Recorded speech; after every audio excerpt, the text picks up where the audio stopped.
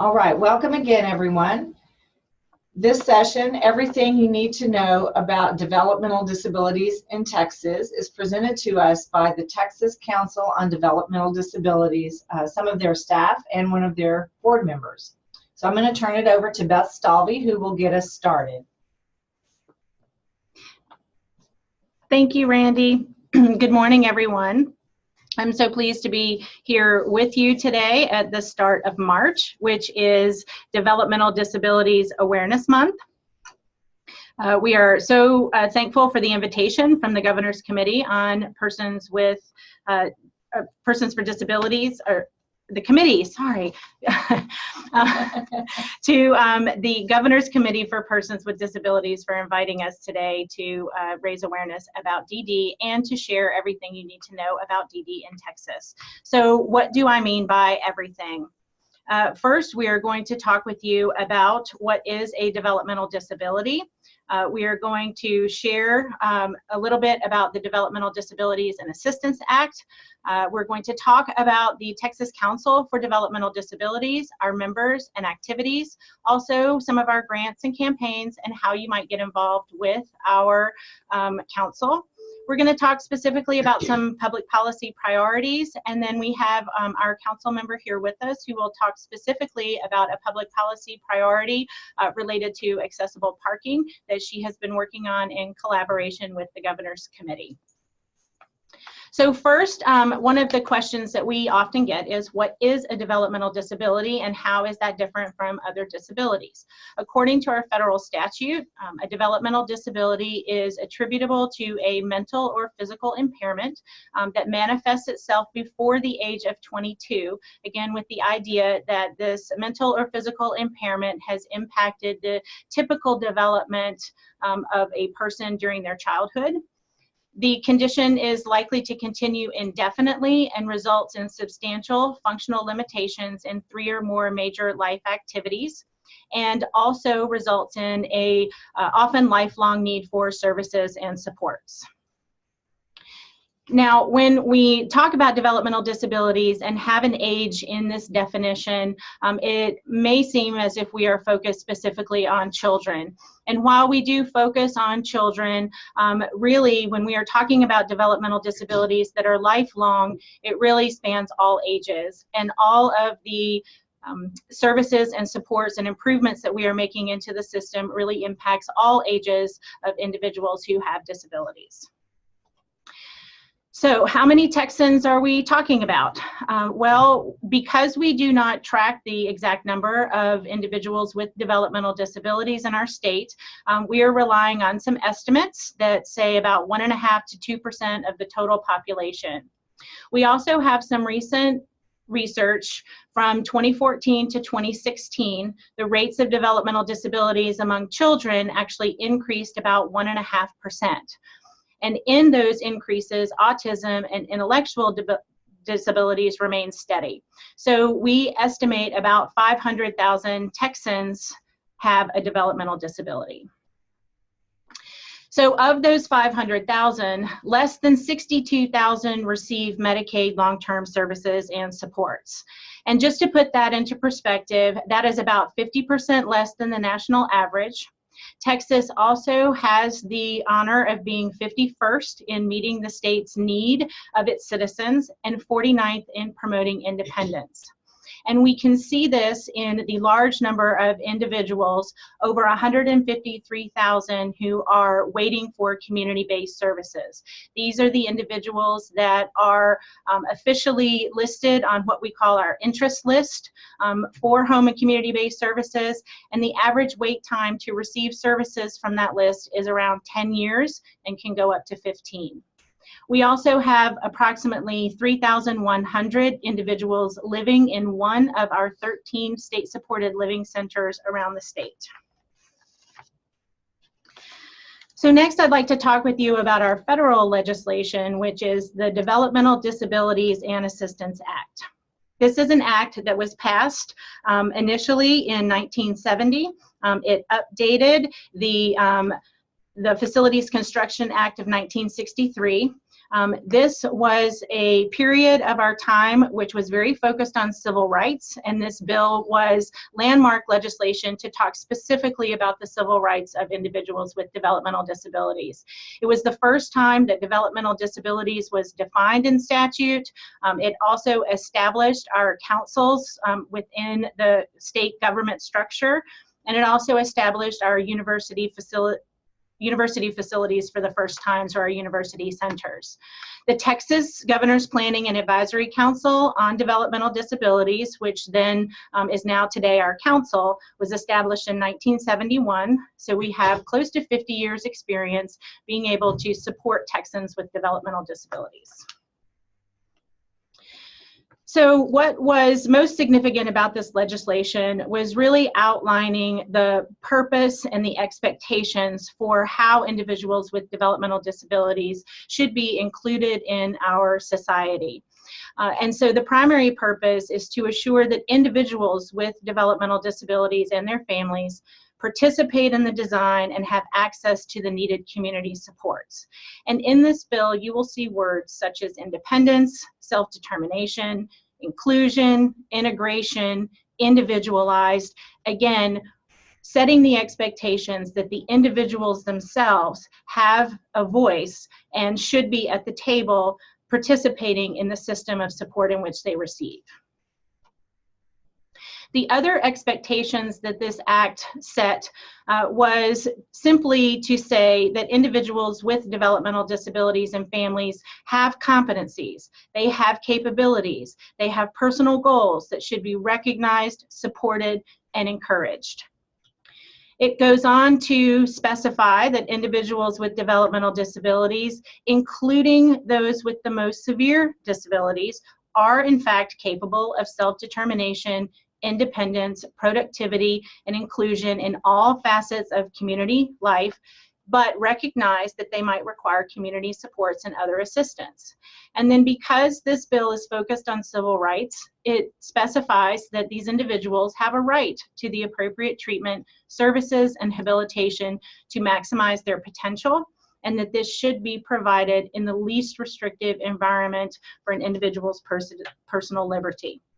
And it is our job as a council to hold our state accountable to these principles and ensure that the services and supports and the laws and our policies are meeting these expectations. The Act goes on to specify funding amounts. It does establish our council and our membership, which I'll describe in just a moment. It also discusses specific aspects of daily life, such as employment, transportation, health, education, housing, community supports, to which we all access, and how we might better support individuals with developmental disabilities in these areas. This law gives us a specific mandate to reach out to those who are unserved and those who are underserved. It also reminds us that we have many cultures within our communities and a diversity that should be recognized as we deliver these supports. So next, let me share just a little about the Texas Council for Developmental Disabilities. Like the Governor's Committee for Persons with Disabilities, we are also governor appointed. We have 27 members. 60% of our members are adults with developmental disabilities or family members. And the 60% gives the majority vote on our council for all business to those who have the lived experience of having a developmental disability, which is the foundation of our DD Act, as we just discussed, having people at the table making their own decisions. We do have one person who is required to either be currently living or must have in the past lived in an institution to be able to share that perspective. Yes. Our other members are the representatives from state agencies who provide direct services and supports to individuals with developmental disabilities. This includes the Older Americans Act. It also includes Title V, which is our maternal and child health program at Department of State Health Services. Title 19, which is our Medicaid program at HHSC. the Rehabilitation Act, which is our vocational rehabilitation services at the Workforce Commission, and our Individuals with Disabilities in Education Act, which is our special education programs at the Texas Education Agency. We also have 2 members that are individuals from local non-governmental service providers who also have that service perspective. We have members that represent all the major areas of our state, so we are also charged with bringing in some of that geographic diversity in our discussions as well. So the DD Act basically gives us 4 primary areas to work on. The first is education and informing, and that is talking to others about issues, about needs, and about gaps. And what is great about our council meetings is that every quarter we have individuals with developmental disabilities and family members who sit across from the representatives from these agencies who deliver services, and they talk very candidly about what works in the system, what is not working in the system, what should be working in the system, and also identifying possible solutions that they might be able to try. And then we are able to use our funding to then evaluate those solutions and build a different system. And we do that through statewide grant projects. We address these issues and we build resources so that communities and the state can be independent. We are also the only federally funded entity within the state that is charged with advocating for individuals with developmental disabilities across our government. And that is our charge to connect folks across all of these different silos. As we talk about employment, as we talk about transportation, as we talk about education, it is very difficult for those large entities to be having conversations around developmental disabilities and other disabilities, and it is our job to get the right people to the table to have those conversations. For example, one of the biggest barriers that we see with employment is the inability for individuals with disabilities to get to work or to be picked up on time. And so whenever we talk to folks about transportation, what would happen if you are late every day to work or don't show up for work? They might not ask you to come anymore. And so we are charged with having those conversations about how we can improve the system. We are also charged with being a policy resource, and that is to evaluate our current laws, our current rules, and how they might impact people with disabilities, and also ultimately changing the way that our government and other organizations do business to support people with disabilities in a more efficient way. So we're sharing our grant projects, we're sharing what we are learning with the state system. So what all does that mean? As I mentioned, we issue statewide grants for innovative projects. We are building community capacity and partnerships. As I mentioned before, our large focus of the DD Act is to get individuals themselves to the table to participate in the policymaking process. So we do a great deal of leadership and advocacy training where we are building the skills and helping individuals to share their story and to talk about issues in that environment. We conduct research and education and share issues. We also, as I mentioned, do policy analysis where we discuss the impact of the laws and the rules on individuals' daily life. And this all is under our principle of nothing about us without us. We currently fund about 25 projects around the state, and they are typically being conducted in the larger metropolitan areas of the state, but we do cover all areas from urban areas to rural areas and also north and west.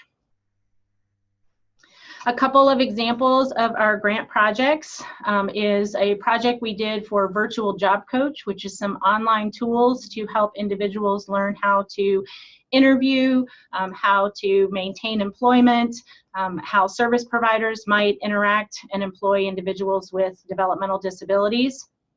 You all may be familiar with Project Search, which is an internship program where individuals may partner with an employer and work for a short period of time, learn job skills, and that has resulted in long-term employment placement for a lot of folks in Texas. There's about 14 Project Search sites around the state.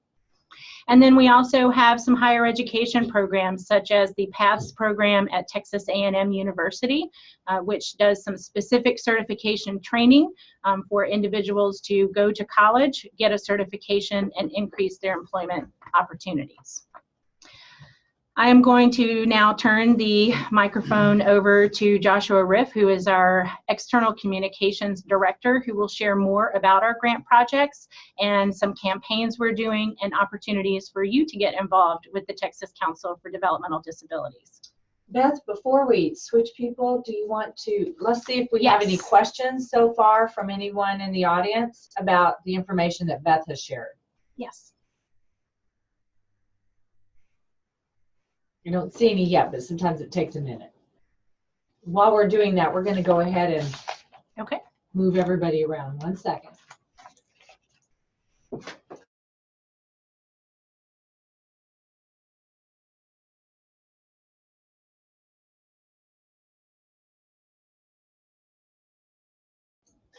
do you want me to signal you? Okay. We on? We're on. Okay. Go ahead, Jeff. Can you go to the next slide, please? I sure can. Thank you. Good morning, everyone. My name is Joshua Riff. I am the Communications Director with TCDD, and I want to echo what Beth said earlier about thanking GCPD for having us on this webinar today, and thank you all for participating and attending to learn more about DD and how you can get involved with TCDD. So the topics I'm going to touch on this morning are funding opportunities that we provide, information and resources that we provide through our digital communications, awareness campaigns that we're involved in and that you can get involved in, membership and training, and then how you can actually connect with TCDD after this webinar. So first up, we're going to talk about some funding opportunities that TCDD provides. And our funding opportunities are primarily divided into a few different categories. And what our projects do, our grants do, and Beth kind of touched on this a little bit, but we build community capacity for communities to support people with developmental disabilities to be included in their communities. We work to discover and establish best practices for solving some of the issues that people face, so that those practices can then be shared with larger audiences to hopefully be implemented elsewhere. We work to improve the service and support systems. We try to get people with disabilities to the table to use their voice to influence policy and ultimately have a voice in the decisions that are made about things that will affect them. And then we also try to increase access to information so that people have all the information, the current information that they need to make decisions. So TCDD provides three kind of types of funding. We provide grants, what I'm calling here one-time grants, which are larger grants that span usually multiple years, anywhere from 2 to 5 years, and can range in funding amounts from anywhere from maybe $50,000 a year to hundreds of thousands of dollars a year. And when these are released, they're usually released on maybe like a quarterly basis. We'll have some different grants, some different requests for proposals or RFPs. And once those go out, once those are issued, that is pretty much the only time that we're going to fund projects like that. So if you are interested in those types of things, we'll talk more about how you can get that information. But when we do provide those RFPs and fund projects for that time span, it's usually just done one time. So those are bigger projects. And Beth, some of the projects Beth talked about earlier, Project Search, Virtual Job Coach, and some of the other ones that you'll see on our website, those are the one-time grants. The next ones are the ongoing or regular grants, which we just have a couple of those that I'll talk about in a second, but these are grants that are either always available or available on a regular basis. And then we also have event stipends. So these are some of the upcoming one-time grants that we have coming up in the next year or so. These are listed on our website, but we have Person-Centered Meaningful Day. We'll have an RFP to research substance use disorder for people with IDD. We'll have one for community outreach coordinators, and then also one for gap analysis of sexual offense training for professionals. So when those RFPs are issued, they'll be posted in the Texas Register, but then we'll also shoot those out through all of our digital communications channels as well. So as long as you're subscribed and following us on social media, you should be made aware of those projects. But once again, all of those RFPs will be for multiple years, potentially for multiple years, and we'll just be doing those one time. The ongoing grants that we provide are on Outreach and Development and our TCDD Policy Fellows grants. Outreach and Development grants are for organizations that serve a certain ethnicity in the state of Texas to help their organization kind of get more well established so they can better serve the people with disabilities in their community. The Outreach and Development grants are always open, and if someone applies for one and is awarded the grant, it is $10,000 for the first year. And if that project is successful for that first year, that grantee will have the opportunity to apply for a second year for $20,000. Not on an ongoing basis, but on a pretty regular basis, we have our TCDD Policy Fellows grants. And the idea with these grants is that the people in the disability world who have policy expertise are quote unquote retiring off. So a lot of that policy expertise is leaving the field. So we're trying to build the bench of policy experts for now and for the future. And we're doing this through 2-year policy fellowships. Right now, there are 4 or 5 organizations that have policy fellows. There's one at the Arc of Texas, Easter Seals Central Texas, Family to Family Network out of Houston, and a couple other ones. These grants are for $67,500 per year for up to 2 years. And the idea is at the end of that fellowship, that policy fellow goes into their next job and spends their career advocating for disability issues and working to improve the services and support system. And just, okay, next up, the third category is stipends. And this is very different than the grants. Stipends are designed to basically help people with disabilities and their family members have more direct access to information. And this is usually done through events. So the first item here, event stipends, these are designed to, for organizations to help people with disabilities and their family members get to an event where they will learn leadership and advocacy skills and disability-related information. These stipends are for up to $7,500 per organization per event. The next one is the disability-related speaker stipends, and this is just kind of the opposite of the event stipends. This is for an organization that's having a disability-related advocacy event to pay to get a speaker to their event, and that speaker will then share information with people with disabilities and their family members.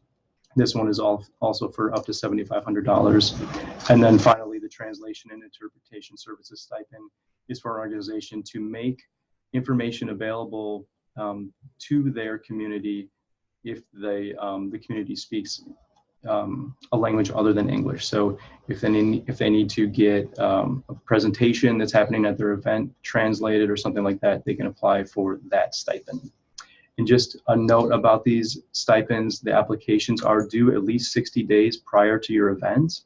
So if this is something that's on your radar, if you have an event coming up and this might be useful to your organization, make sure you get that application in sooner rather than later.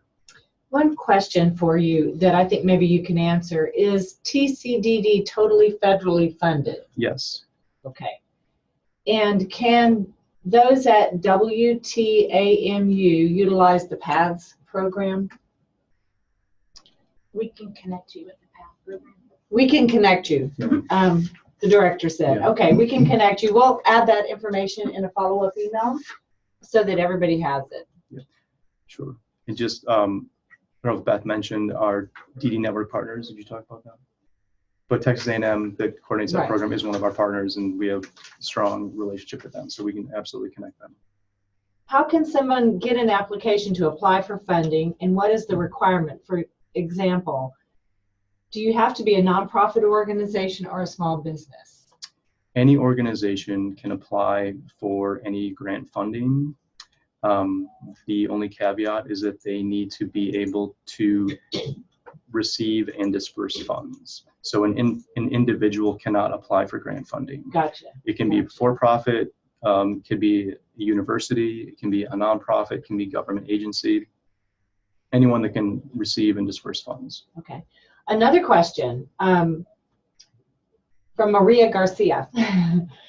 We have a need in my community for a shelter that would house homeless teens, young adults with developmental disabilities and intellectual disabilities that don't have problems with drugs, alcohol, or have children.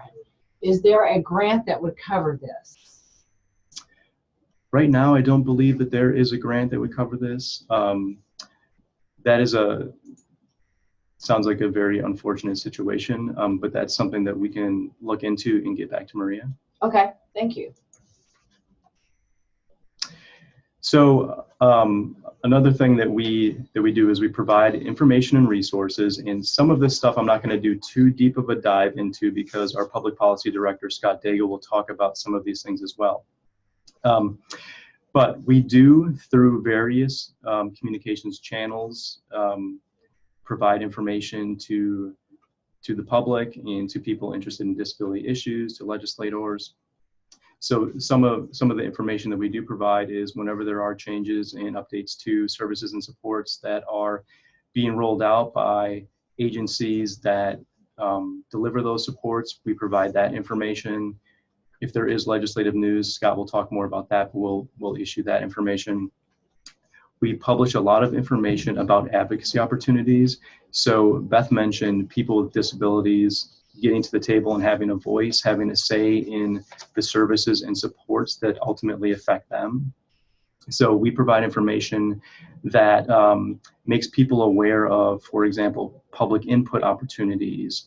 A specific example would be in December and January, TxDOT was doing a kind of a road show where they were getting public input around the state and rural areas about their 5310 mobility program for people with disabilities.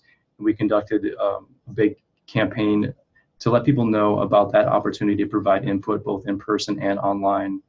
Another example of advocacy opportunities would be when there are work groups or other kind of decision-making bodies that have board seats available and are accepting applications. We'll let people with disabilities and their family members know about those opportunities. We develop publications, various publications that you can find on our website. Specifically, we have a higher education guide for students with disabilities. That guide is full of information to help a student with a disability who is considering making the jump to college. A lot of information about how to be successful with that. We also have a handout about People First language and respectful language that you can download and print and hand out at any of your events. We have fact sheets and infographics on our website that cover various topics. Scott will talk about some of those, and I'll show you a couple examples in a second as well. We have training videos on our website. Beth mentioned, how a lot of our grantees will kind of develop some different products. So one of our grantees was the National Disability Institute, and they developed a series of videos around understanding employment options and supports. You can find those videos on our website. And then a couple things not listed here are just other news and information and resources that are developed specifically by our grantees. So if there are curricula developed, new promising practices the grantees come up with, any activities that may be replicable in your community, we'll publish information around those. And then we also have an event calendar where you can see various things that are happening in the state that are related to disabilities and developmental disabilities. There you'll find information about advocacy opportunities, information about TCDD activities like our council meetings, some of our grantees trainings, other statewide conferences, information like that that will kind of help you to get involved, whether it's online or locally. Okay. And these are just a few examples of fact sheets and infographics that you'll find on our website. On the left, you have how a bill becomes a law in Texas. On the right, Medicaid and IDD fact sheet. Both just, useful information that you can download and print and hand out. And then in the middle, we have an infographic about supporting kids with Down syndrome in a positive way. And that middle one was actually developed by one of our council members, Andy Krim from Fort Worth. So we just talked about all the information and resources that we provide, and you can find more information on our website about those things. We push that through email and social media as well, and at the end we'll talk about how you can get connected on those channels. But we also work to raise awareness about different disability awareness months and disability related days.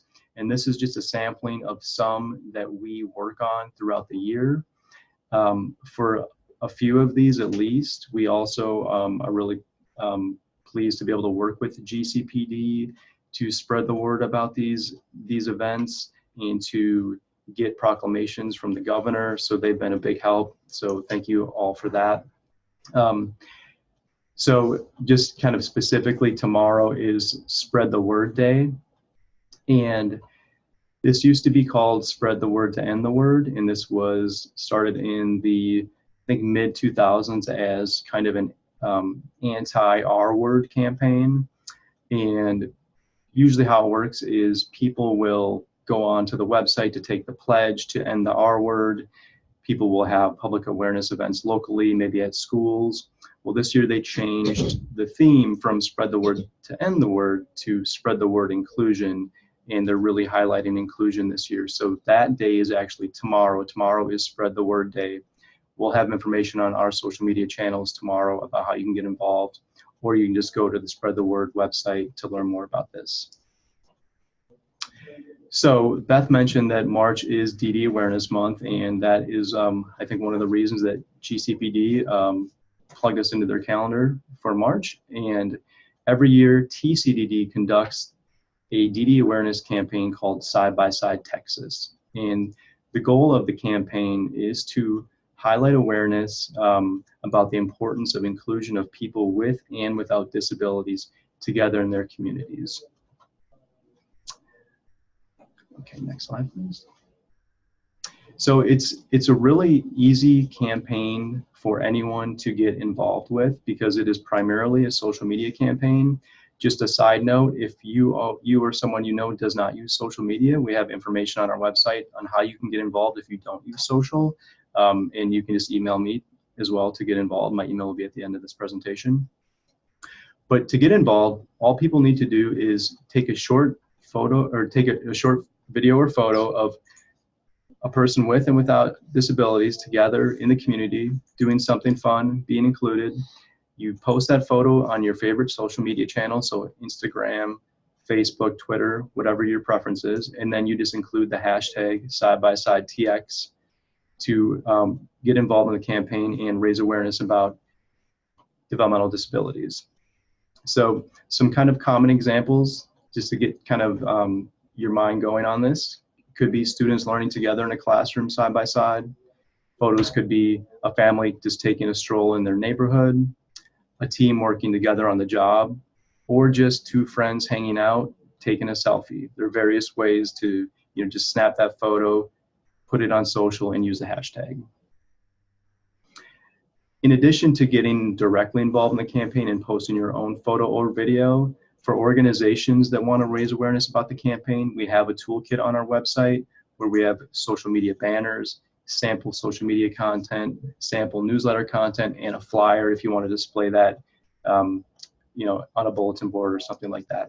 But there are a lot of ways to get involved through our social channels and through email. We'll be raising awareness throughout the month of March, so we encourage you all to get involved. And if you have any questions about the campaign or need help getting involved or raising awareness, just contact me. So just real quick, membership and training, these are some ways for you to get directly involved with TCDD. The first and biggest way is to become a council member. Our council members typically serve 4-year terms, and like Beth mentioned, they are appointed by the governor. So we have 27 council members right now. About 18 of them are public members. So just people out there in the state of Texas, we're always looking to get new council members on board. If you want to learn more about becoming a council member, you can go to our website in the About section and click on Become a Council Member. There is a lot of information, and there's also an Express Your Interest form where you can give us more information and we can follow up with you. If you want to just jump right in, you can also apply directly to the Governor's Appointments Office, and more information about the application is also on our website. I mentioned grants earlier, and whenever we do fund projects and we have requests for proposals open, we eventually have review panels, independent review panels, review those proposals that then submit that information to our council to make funding decisions. So if you're someone who is interested in reviewing project proposals and have expertise in a certain area, whether it's transportation, education, it could be various things, but also have some connection to disability, you can go on our website to learn more about that. And that is under the grant section of our website on how to become a review panel member. And then right now, in addition to a lot of our other grantees who have specific training programs that are local, we also fund the project Texas Partners in Policymaking, and this is an advanced leadership and development training program for self-advocates, so people with developmental disabilities and family members of children with disabilities. The application period for the 2019-2020 class just opened on Friday, March 1st, and the 2019-2020 class will be held from August 2019 through April 2020.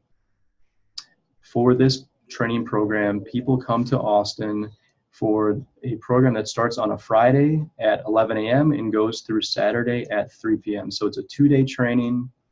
Each session is 2 days. There are 8 sessions over the course of 9 months. They just don't meet in December. So if you want more information about this program, go to texaspartners.net. At the top of the website, you'll see a big red banner that says Apply Now, and you can get involved that way. So finally, just some quick ways that you can connect with TCDD. You can go to our website, tcdd.texas.gov. There you'll find a lot of information and also more information about everything that I just talked about, including our funding opportunities, some of the projects that Beth mentioned earlier, information and resources, and how to get directly involved with the council. If you want to subscribe to our e-blasts, where we provide disability-related news and information, Texas legislative updates, and also information about our funding opportunities, go to the subscribe link at the top left of our website and pick the information you want to receive in your inbox. And then you can also follow us on social media, of course. Facebook and Twitter is where we are most active, but then we also have accounts on Instagram, LinkedIn, and YouTube. And finally, if you have any questions specifically for me, feel free to email me at my email address there, joshua.riff@tcdd.texas.gov. And I'll be happy to answer any of your questions, help you get involved with TCDD, help you get involved with any of our awareness campaigns. We have a few questions that came into the chat box, so I didn't see them until just now. Okay. Can you access the event disability-related speaker event stipend at all times? Is it always available? They're always open. Okay, very good. Yep. You just want to get your application in 60 days prior to the first day of your event. And are all disabilities covered additionally in DDS? I don't know what that means.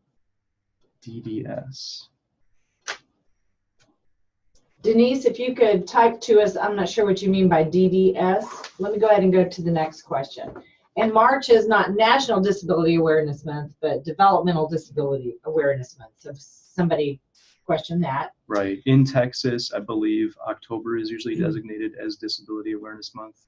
Right. There is not, I don't believe, a National Disability Awareness Month.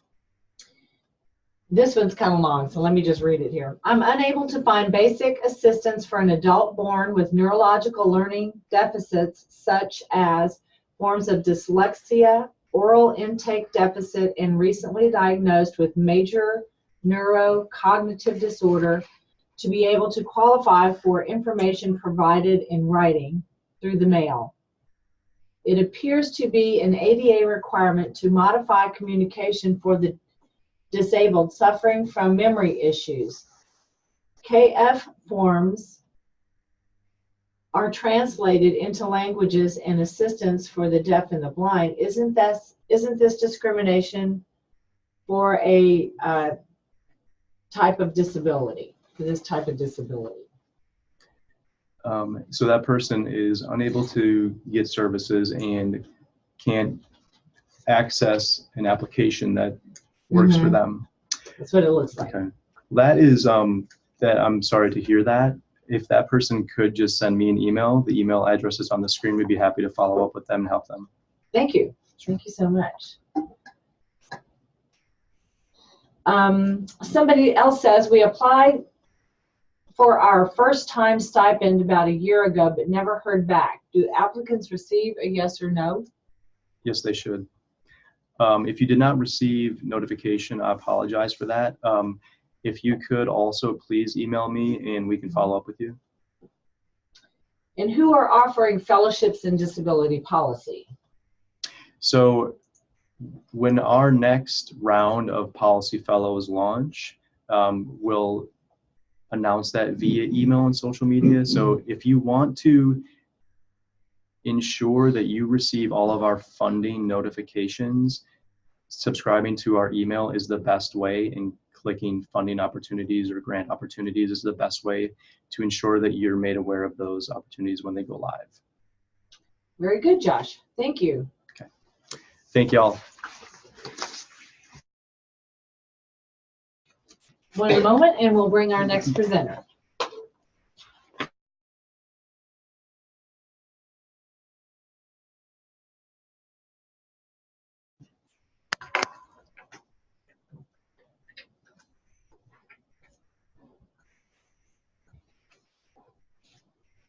Okay.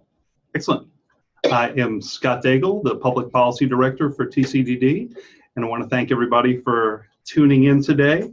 Since I am from New Orleans, I feel the need to wish you all a happy Mardi Gras, and in the interest of keeping it inclusive, I'll also say happy Shrove Tuesday. In the interest of time, I'm going to kind of go through my slides relatively quickly, and thankfully Josh and Beth pretty much said everything that I need to say. So I'll start by talking about what our policy team does, and much of that is guided by the exact same things that Beth pointed to in her slide on what we do. So here's that slide again. The policy team helps to inform others about what's going on at the policy level. Evaluating and building, we kind of evaluate the grant projects that are going through TCDD and try and find if there are any policy solutions that can come from those grant projects that we can then recommend for crafting bills or working with agencies, things like that. Connecting with partners, that is much of what we do, and I'll talk about that in a little bit. And then serving as policy resources, reaching out to lawmakers, reaching out to elected officials and agencies. Much of what we do is, pretty much everything that we do is guided by the council. And the council, in regard to public policy, they're always looking at public policy. We have a public policy committee that considers these issues, makes recommendations, suggests opportunities for grants, things like that. With regard to gearing up for the legislative session and crafting some recommendations, the Public Policy Committee had a discussion back in August of last year. That began the discussion, and then they made some recommendations that were then brought to the full council in November, and then the full council adopted public policy recommendations. And those can be found starting on this slide. So the TCDD adopted 7 public policy priorities in anticipation of the legislative session. The first was home and community-based services, largely related to reducing interest lists, making sure there is enough funding for slots to fill those that are waiting for those lists. We've got one on community attendant rates and wages, and that is largely just looking at making sure that community attendants are paid what they need to be paid, and that people with disabilities can find community attendants who will work for the wages that they are being paid, particularly in a world where Whataburger is paying $12 an hour and a community attendant may be making $8 an hour. We've also got a public policy priority for the most integrated person-centered setting, just making sure that people with disabilities can live the lives that they want to, be it in the community, be it in an institution, however that works. Moving on, we've got an accessible transportation policy priority. You know, what does transportation look like? How do people with disabilities and their families get to where they need to be, particularly in rural areas, particularly in a time when much of our taxi services and traditional forms of public transportation are kind of being outsourced to rideshare and things like that. And then accessible parking, which you'll hear about more from one of our council members in just a bit, making sure that people with disabilities have a place to park when they get to where they need to go, be it at the grocery store, be it at the medical office, or whatever, the doctor's office or whatever. We've got a priority for employment first, making sure that people with disabilities can find employment, and then also ensuring that in finding that employment and keeping that job, they are not then in turn losing any types of benefits that they have or necessary supports and services that they need. We've got our final policy priority is on healthcare, and this is fairly broad, just making sure that people get the services and supports they need, the medical care they need, have a chance to find innovative treatments, things like that. So we've got some, and you can move to the next one, we've got some, oh, sorry. Didn't click. Sorry about that. Right, there we go. In addition to the 7 policy priorities that were identified by the council, we have some additional policy areas of interest: guardianship and supported decision making. This is something that TCDD was intimately involved in over the past couple of sessions, making sure that supported decision-making legislation was passed at the Capitol. We've got, we're going to be looking at special education, which is super relevant based on federal court rulings on what was going on in Texas. Emergency preparedness, which was identified as a priority by the governor in light of everything that happened with Hurricane Harvey. Sexual assault. There has been reports showing that people with intellectual and developmental disabilities are assaulted at a rate 7 times higher than people without disabilities. So we're just working to make sure that people with disabilities are included in any conversations that are taking place regarding sexual assault and its prevention. And then housing. As we talk with people over and over again, housing comes up as a major issue. So it's certainly something we're going to be tracking. So much of what we do relates to, we do it in concert with a variety of other organizations. TCDD works on a variety of different work groups, collaborating with other organizations. Up on the screen right here is the full list of the Disability Policy Consortium, a group that we work with. There are a number of organizations that we work with regularly to develop policy recommendations, to reach out to lawmakers, to find areas where we can work together. Some other areas or some other groups that we work with, the Cover Texas Now Coalition. There's a Medicaid managed care consumer protection work group that we're a part of. So we work with a lot of folks so that we can kind of spread the work around, which is great. Right here, this is the cover for some policy recommendations that the DPC issued at the beginning of this session. We had an event at the Capitol that brought in lots of different people from legislative offices to kind of hear about the issues that all of the groups involved with the Disability Policy Consortium agreed with. Here are some of the graphics, the information sheets that Josh kind of alluded to earlier. These are 2 sheets on our public policy priorities on employment first and community living. We are planning to have kind of sheets, information sheets about all of our public policy priorities, and this includes information about the issue as well as some policy recommendations about it. And here are some other informational sheets that Josh put together. These deal with our public policy priorities, but they also have a focus on some of the grant projects that we've done. So we've been able to push those grant projects and then kind of help them inform our policy recommendations. We're also building awareness at the Capitol. Last month, we hosted an event at the Capitol. We called it a legislative speed dating event, where we invited people from legislative offices to come and quickly hear about all of our different policy priorities. It was a great success, and that same day we had council members going to their legislators' offices and talking to them about all their individual issues.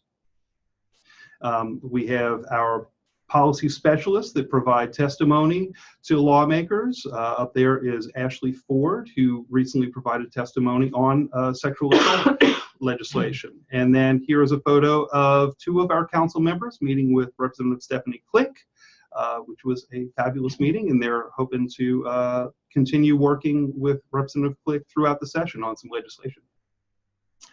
Other legislative services that we provide. We are tracking legislation. We are pouring through the thousands and thousands of bills that are filed each session and determining which ones are relevant to our policy priorities. We are also, if you follow us on social media or if you go to our website, you can also find some hearing alerts, some relevant legislative committee hearings that have some disability bent to them.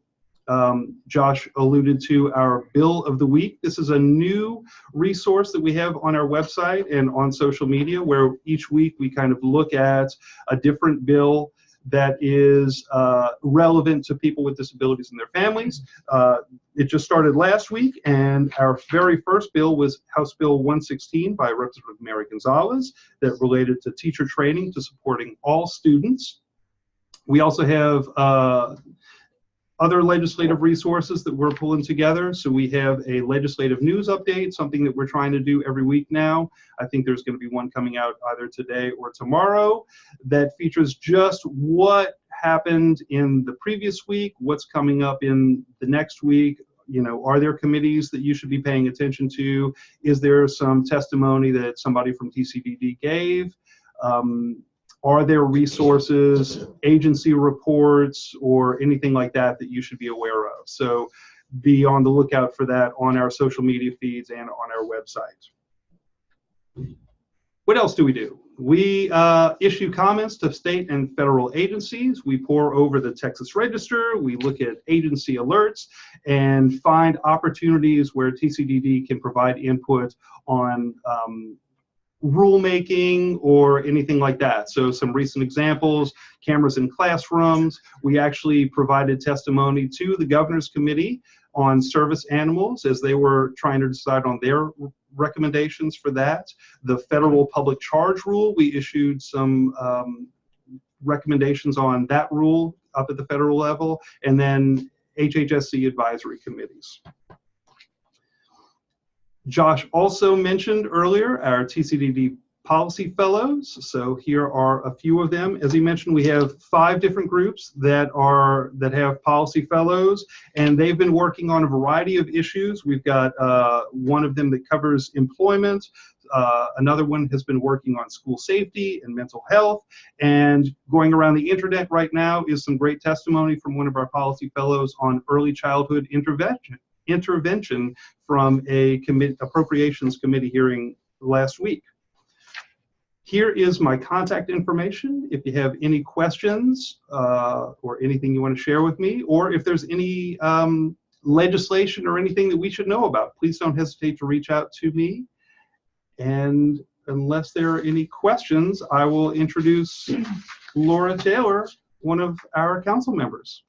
Scott, we've had somebody ask for the contact information verbally for people that I guess don't have screen readers or something. So Scott, SCOTT DAIGLE. I'm not sure how to say your last name. Daigle? Daigle, sounds like bagel.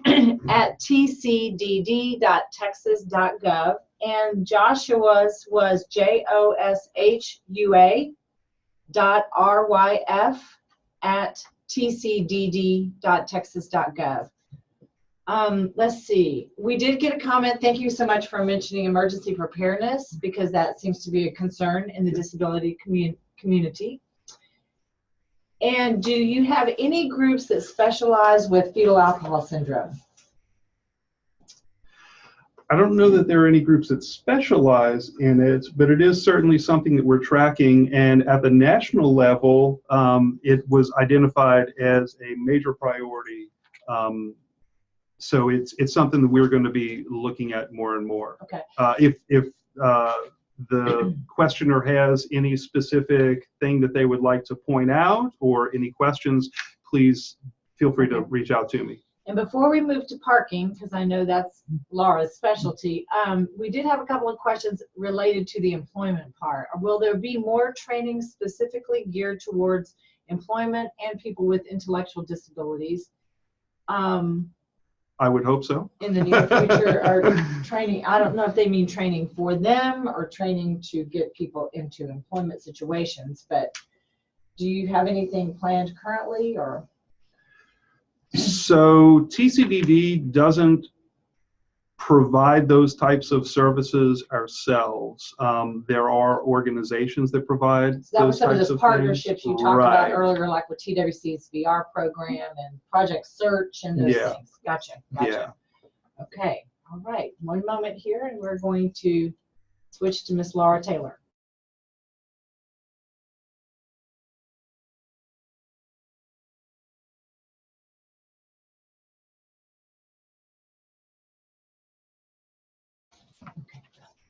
Thank you all for the privilege of being here. I'm the mother of a medically fragile 37-year-old daughter with severe intellectual and developmental disabilities. When I was first appointed by the governor 10 years ago, I had no experience in, there she is, I had no experience in advocacy or public policy, but I knew I wanted to be a voice for others who perhaps could not use their own voice. Now, I see advocacy as something pretty simple to do. To me, advocacy is simply sitting down with someone who has no background in the issue that you're dealing with and talking with them or educating them about the issue. It's as easy as sitting down with your representative or his aide and telling them what life in your family is like, both the joys and the difficulties, and then explaining why the lives of many others with the same issue could be improved if the changes that you've been describing could happen. In August of 2014, I began doing exactly that, telling my representative and many others at the Capitol the problems I'd encountered for years with the lack of accessible parking, especially van accessible parking. Now, my daughter has 13 doctors in 5 different medical centers in the Houston area, most of them in professional buildings that are attached to the hospital. On an average, we make between 25 to 30 visits a year. In the past 5 years, I have never found a van accessible spot at any of these facilities. Occasionally, I would find a spot without an access aisle, but as you can see in this picture, that's not my daughter, by the way, I need the full 5-foot aisle to be able to deploy the ramp and unload the wheelchair. It's simply impossible to deploy a side ramp without that extra space. So when accessible spots were not available, I ended up parking on the roof in 2 adjacent regular spots in order to have the space needed. Now, I live in Houston, so the temperature inside the van when we returned would be extremely hot. And since my daughter has a very severe seizure disorder exacerbated by temperature extremes, this created a substantial risk to her health. Now, the vast majority of times, the van accessible spot was filled with a sedan with a legitimate blue placard. And there were usually other accessible spots, but without that wide access aisle. Now, I think that many people who need accessible parking but don't need that access aisle simply do not realize that when they park in the big spot closest to the door, that a person in the wheelchair has no access at all. I've actually had this conversation with the elderly members of my own family who wanted to be able to open the car door a little wider, or they just didn't want the doors of their Cadillac to be dinged, so that's why they chose the big spot, when other smaller accessible parking spots were open. Again, I think most people are good-hearted and simply do not understand that when they choose the spot, when a smaller accessible one is available, they take away access for individuals needing to deploy the ramp in order to exit their vehicle. And here is where education and perhaps legislation is needed. If a disabled driver reaches his destination and there are no lift accessible spots, what are his options? Well, in my case, I would use valet parking. I also hire an attendant now to accompany us every single time so that I can drop both and she and my daughter off. I also purchased an additional vehicle, a Toyota Camry, and a fold-up portable wheelchair so that we could fit into the smaller spaces. Yet many in the disabled community live on fixed incomes, so they simply cannot afford these extra expenses. Also, a disabled driver in a power chair has none of these options. You know, I actually asked Governor Abbott in the fall of 2014 if he had ever experienced this, and he replied that he had been trapped in his van countless times and therefore was late to meetings because there was no way to deploy his lift and exit. I would hope that by now he has a driver and he does not continue to have that problem. You know, the ADA was passed in order that those with disabilities should have full access so that they can live, work, and play in the places of their choice. In 2015, my representative, Dwayne Bohock, filed legislation to address the need for more accessible spaces at medical facilities. But along the way, we realized that we needed data to support my assertion that more accessible spots were needed. So House Bill 1317 charged the Governor's Committee to do an interim study to review 4 things. The Texas parking laws applying to people with disabilities. They were to review the laws of other states applying to people with people with disabilities. They were to review the parking requirements for people with disabilities in light of the ADA of 1990 and related federal regulations, the 2010 ADA standards for accessible design, and the 2012 Texas accessibility standards. And then lastly, they were to focus on policies on parking for people with disabilities in state-owned parking lots, including the state capitol grounds. And that's how I began my collaboration with the Governor's Committee with People with Disabilities. As the first step in gathering information, the GCPD brought in members of disabilities groups, disability advocates, parents and caregivers such as myself, state agency representatives, enforcement officials, and constituents. We collectively began to work on a survey that was sent both to individuals with disabilities and business owners. More than 7,500 responses were received with 4 major concerns. First, enforcement. 13.7% expressed the need for more enforcement of current law. 11.3% expressed a need for more accessible spaces. 5.4% of respondents expressed concerns or experience with placard abuse. And 3.8% expressed the need for accessible parking education. Now, following the survey, the Governor's Committee staff, specifically Fran Robertson, Ron Lucy, Randy Turner, and the other staff prepared the 2016 interim report, a review of accessible parking for persons with disabilities. And what will follow is a summary of their findings. One of the findings that was most fascinating was the disconnect between the public and business perception on available accessible parking. When individuals were asked, how often do you encounter insufficient accessible parking in the community? 18.6%, almost 20% of people answered every day. 40% answered several times a week. 20.8% answered once a week. 15.5% responded once a month. And only 5.1% of people responded never. When the question was asked to business owners, does your business provide enough accessible parking to regularly meet the needs of your customers with disabilities? 91% of those business owners said yes. This tells me that if you're not the one in need of an accessible spot, you probably do not notice. You know, one of the things I began to ask legislators and staffers as I visited their offices at the Capitol was their perception of accessible parking around the Capitol. Most admitted they had never paid any attention whatsoever to accessible parking, and they had no idea whether it was sufficient or not. There was a definite agreement between the public and businesses on the prevalence of parking abuse, of placard abuse. Now, the public is generally aware that many placards are simply borrowed by other family members, or they're purchased illegally at flea markets or online. Almost 70% of the public agreed or strongly agreed with the statement. Accessible parking fraud and abuse is widespread in the community.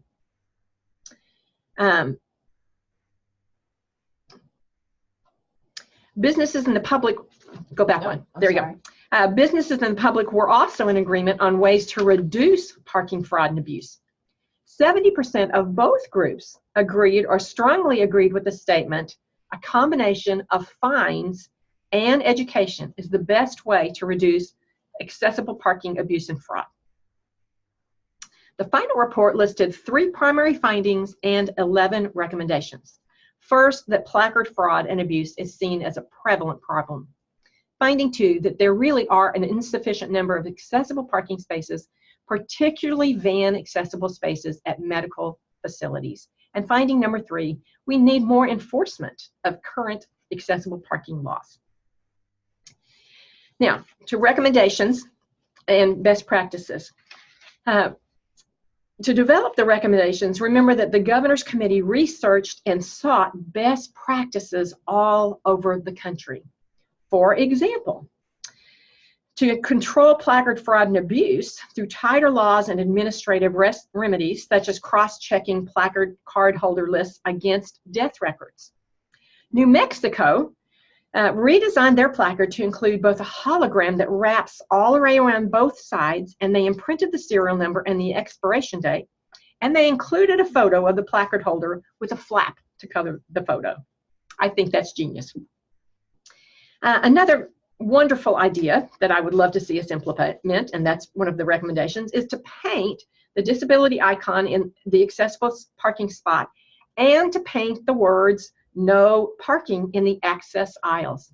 There are still countless times when people park in that access aisle and sometimes leave shopping carts or motorcycles. The remaining recommendations are that we strengthen enforcement of accessible parking laws, that we heighten public awareness about accessible parking through public awareness campaigns. I would love to see more work in this area. 3, that we change the language in the transportation code from handicap parking to accessible parking to align with People First language. 4, that we promote volunteer accessible parking enforcement programs to improve accessible parking enforcement. That also frees law enforcement, and you have 2 wonderful campaigns here in Travis and Hayes counties that are working fabulous. I would love to see that all over the state. 5, to improve accessibility for visitors and residents within the Capitol complex. Now, if you visited the Capitol recently, you might have noticed that there are all kinds of new signs all over the Capitol marking accessible routes, and that has been the work of the Governor's Committee. So bravo to the Governor's Committee. They have worked tirelessly, and they're continuing their work there. Number 6, to increase the number of van accessible spots at medical facilities. There is a bill pending on this. I can't give you the number right this second, but hopefully when we send out the information, we'll be able to give you that number. 7 is actually supposed to be permit alternative sentencing. We have some of the highest fines in the nation, so if we could require an education component on disability awareness with a reduced fine for completion of that course, or community service at a nonprofit that serves individuals with disabilities, so that the violator can be sensitized to the needs and obstacles faced with those with disabilities. This bill has been filed, and I can give you the number of that. That is House Bill 2443, filed by Stephanie Click. Number 8 is to include on accessible parking signs regulatory language that informs of fines and consequences. And number 9 is to grant additional authority to the Governor's Committee with People with Disabilities to provide education and training, and to work with other state agencies to provide public awareness and education. I would love to encourage you guys to read the entire report that can be found on the governor's website as seen on the screen. There really are some fabulous ideas that I would love to see Texas implement. In conclusion, I just want to say what a joy it's been both to serve on the council and to work with the governor's committee with people with disabilities. And I want to encourage any of you who are listening to get involved and speak with your legislators. I mean, what could be more exciting or rewarding than being able to change public policy and to begin to make a profound difference in the lives of others? Please come and join us. We need more advocates to come alongside and share their stories and perhaps change the world. Thank you. Thank you, Laura. So I'm going to ask if we have any last-minute questions. We do have a couple that came while you were speaking about parking, not about parking though. Do you have any groups on developmental disabilities and mental health, such as bipolar disorder?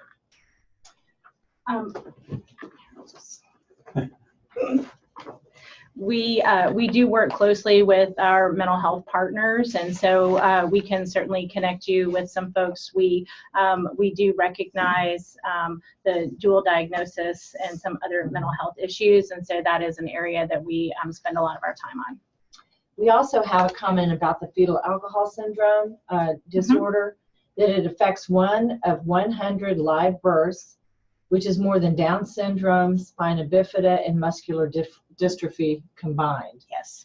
Why is there so little training for educators in place in the school systems? Any idea?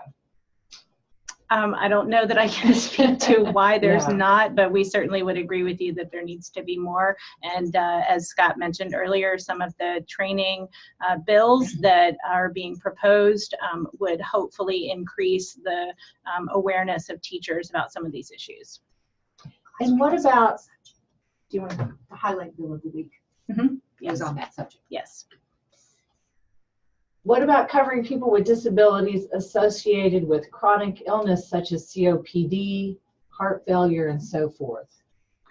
Yes. Again, that speaks to the lifelong components of developmental disabilities, and certainly those issues are considered, sometimes can be considered age-related, and sometimes are associated with the developmental disability or other disabilities that folks might have.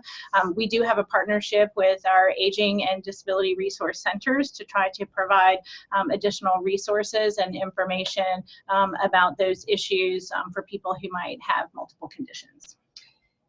And this is Randy speaking again. I will make sure that everyone has copies of these slides, as well as I will shoot an email out with everyone's contact information. And the bills that you mentioned, the one you said you could get the bill number for. It so will be filed by this Friday. Then we'll include that too in some follow-up communications. But other than that, we are out of time for today. I want to thank everyone for coming from the Texas Council on Developmental Disabilities and joining us today. And the rest of you, I hope you have a wonderful day. Thank you so much. Bye-bye.